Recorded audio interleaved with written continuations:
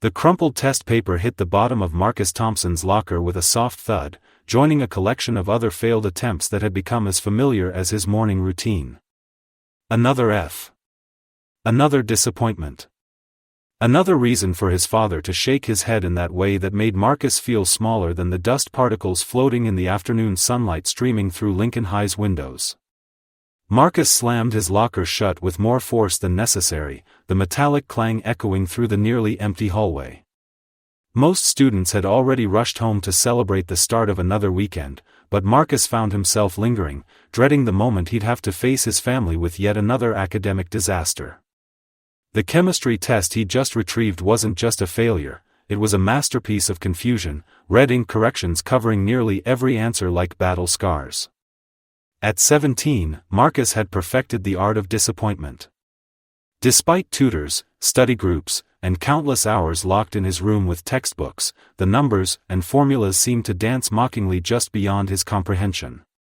His parents, both successful doctors who had immigrated from Nigeria with nothing but determination and medical degrees, couldn't understand how their son could struggle with concepts they considered fundamental.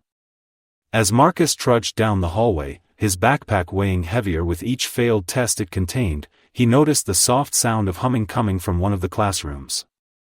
The melody was gentle and somehow familiar, though he couldn't place it.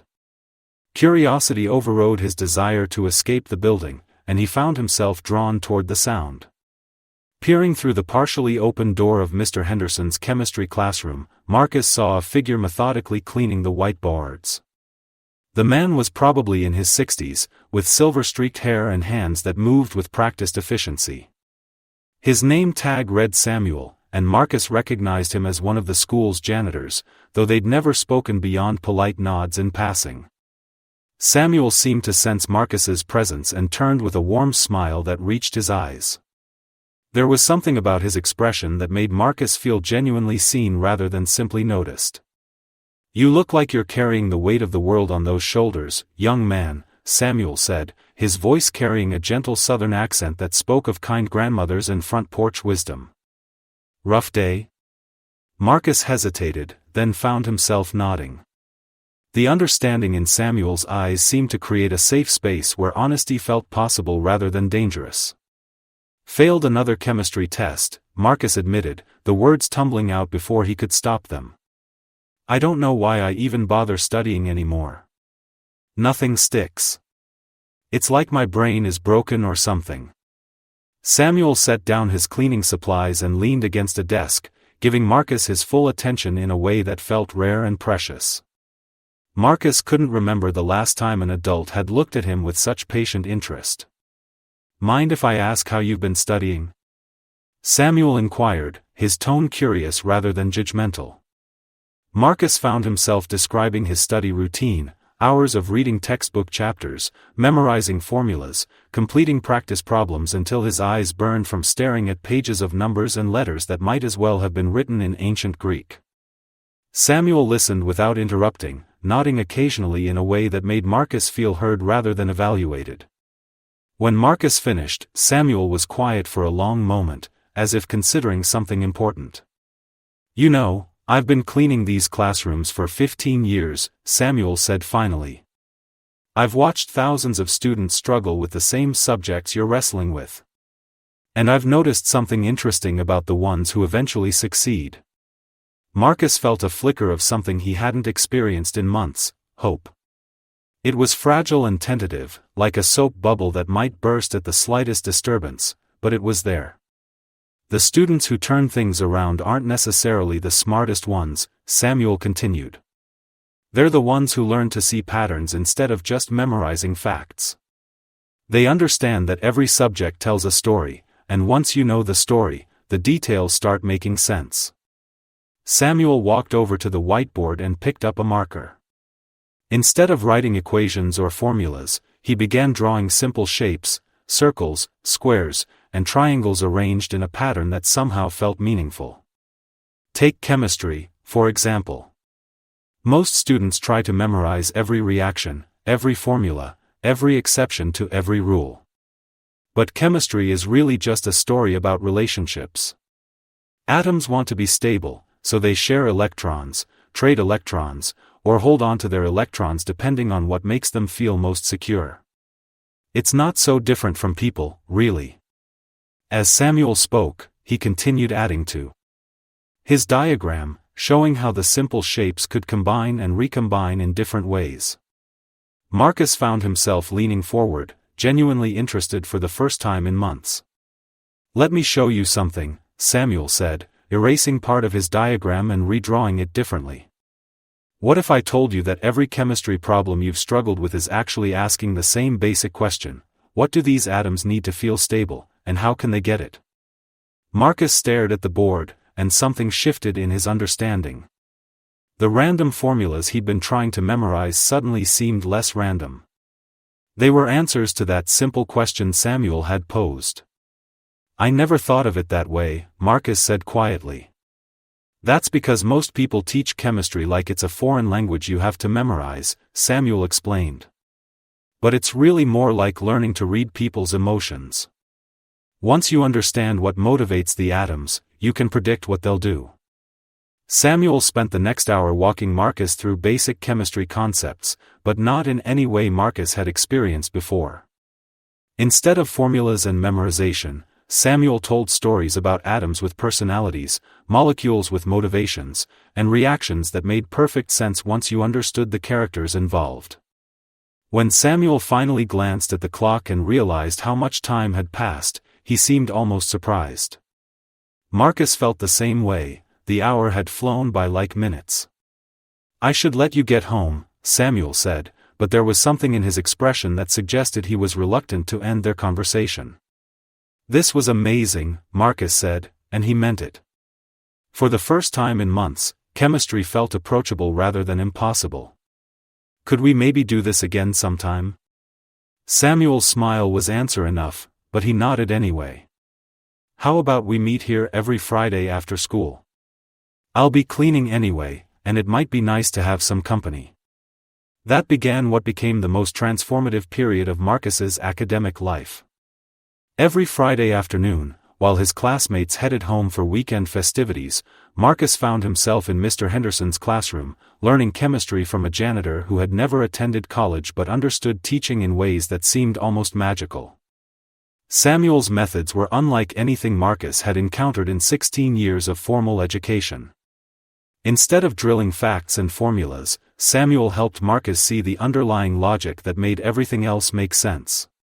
He showed Marcus how to approach problems by asking the right questions rather than trying to remember the right answers. More importantly, Samuel taught Marcus that struggling didn't mean failing. Every week, Marcus would arrive with new questions and fresh confusion, but Samuel never seemed frustrated or impatient. He treated each struggle as a natural part of learning, something to be explored rather than overcome through force of will. "You know what your real problem has been?" Samuel asked one afternoon as Marcus worked through a particularly challenging problem set. "You've been trying to muscle your way through concepts instead of dancing with them. Learning isn't about conquest, it's about partnership." Marcus looked up from his work, intrigued by the metaphor. "When you try to force understanding, your brain gets defensive," Samuel explained. "But when you approach new ideas with curiosity instead of anxiety, amazing things start happening. Your mind relaxes, patterns become visible, and suddenly concepts that seemed impossible become obvious." As weeks turned into months, Marcus began to notice changes that extended far beyond chemistry. His confidence grew not just in science, but in his ability to tackle any challenge that seemed initially overwhelming. Samuel's teaching method, focusing on understanding rather than memorization, asking questions rather than seeking quick answers, transformed how Marcus approached every subject. The real breakthrough came on a Friday afternoon in late spring. Marcus had been working with Samuel for nearly 6 months, and his chemistry grades had steadily improved from F's to D's to C's. But on this particular day, something clicked in a way that felt almost physical. Marcus was working through a complex reaction problem when suddenly the solution became clear. Not just the answer, but the elegant logic behind it. He could see why the reaction had to proceed exactly as it did, why the products formed in those specific ratios, why the energy changed the way it did. I get it, Marcus said, his voice filled with wonder. I really, actually get it. Samuel looked over at Marcus's work and smiled with the pride of a teacher watching a student discover their own potential. You've always gotten it, Samuel said gently. You just needed to learn how to listen to what you already knew. That moment marked a turning point that rippled through every aspect of Marcus's life. His chemistry grade climbed to a B+, then an A-. More importantly, the confidence he'd gained began affecting his performance in other subjects. He started approaching math problems with the same curiosity Samuel had taught him to bring to chemistry. He began writing essays by looking for the underlying story rather than trying to fill pages with facts. By the end of his senior year, Marcus had transformed from a failing student to one accepted into several prestigious universities with scholarships based not just on improved grades, but on essays that demonstrated the kind of thoughtful, analytical thinking Samuel had nurtured. The day before graduation, Marcus found Samuel in the same classroom where their journey had begun. The janitor was humming the same gentle tune Marcus had first heard that afternoon months earlier when his future had seemed so uncertain. I wanted to thank you, Marcus said, his voice thick with emotion he hadn't expected to feel so strongly. You saved me. I don't know where I'd be without those Friday afternoons. Samuel set down his cleaning supplies and looked at Marcus with the same patient attention that had made such a difference all those months ago. You saved yourself, Samuel replied. I just helped you remember that you were worth saving. Marcus felt tears threatening and didn't try to hold them back. In a world that had often made him feel like his struggles meant he was broken or lazy or hopeless, Samuel had seen potential that needed nurturing rather than problems that needed fixing. I got into Northwestern, Marcus said. Pre-med. I want to be a doctor like my parents, but I also want to teach. Because of what you showed me about how learning really works. Samuel's smile was radiant with quiet pride and joy. That's wonderful, son. But remember, the best teachers are often the ones who never forgot what it felt like to struggle. Your difficulties weren't obstacles to overcome. They were preparation for helping others who face the same challenges. As Marcus walked across the graduation stage that weekend, he spotted Samuel in the crowd of families and friends. The janitor was clapping with genuine enthusiasm, and Marcus realized that Samuel's presence meant more to him than almost anyone else's. Years later, Dr. Marcus Thompson would become renowned not just as a skilled physician, but as a medical school professor whose teaching methods revolutionized how complex scientific concepts were taught to struggling students. His approach, focusing on understanding over memorization, questions over answers, curiosity over anxiety, helped thousands of students who had been ready to give up on their dreams. But none of his future success meant as much as the lesson he learned that Friday afternoon in a high school chemistry classroom, that every person has infinite potential, and sometimes all it takes is one person who believes in that potential strongly enough to help it flourish. Samuel had seen something in Marcus that Marcus couldn't see in himself. He had offered patience when the world demanded performance, understanding when others offered criticism, and hope when Marcus felt only despair. Most importantly, he had demonstrated that the most profound teaching often happens not in formal lessons, but in moments of genuine human connection. The story of Marcus and Samuel reminds us that kindness has the power to transform lives in ways we may never fully understand. Sometimes a struggling student doesn't need another tutor or study guide, they need someone who believes in their potential and shows them how to believe in themselves. Every day, we have opportunities to be that person for someone else. We can choose to see potential instead of problems, to offer encouragement instead of judgment, to remember that everyone is fighting battles we know nothing about.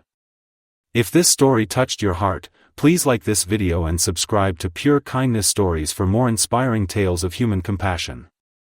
Share this story with someone who might need to remember that their struggles don't define their potential, and that sometimes the most important teachers appear in the most unexpected places. Together, we can create a world where everyone has a Samuel to help them discover the greatness that already exists within them.